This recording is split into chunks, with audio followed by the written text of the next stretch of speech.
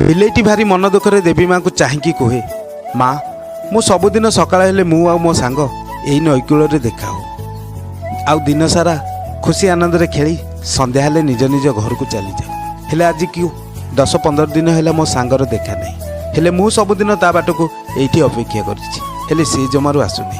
ଦେବୀ ମା ବିଚାରର କଥା ଶୁଣି ନିଜର ଦିବ୍ୟ ଦୃଷ୍ଟିରେ ଦେଖନ୍ତି ଯେ ତା ସାଙ୍ଗ ସେଦିନ ଘରକୁ ଗଲାବେଳେ ଗୋଟେ ଗାଡ଼ି ଚକା ତଳେ ତାର ଜୀବନ ଚାଲିଯାଇଛି।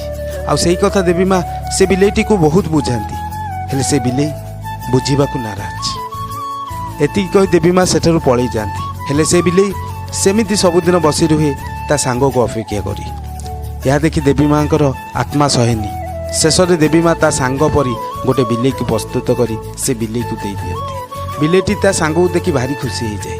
ଆଉ ବିଲେଇମାନଙ୍କର ଖୁସି ଦେଖି ଦେବୀ ମା ବି ବହୁତ ଖୁସି ହେଇଯାଆନ୍ତି। ଏଥିରୁ ଆପଣ କ'ଣ ଶିଖିଲେ? ପଶୁ ଭିତରେ ଏତେ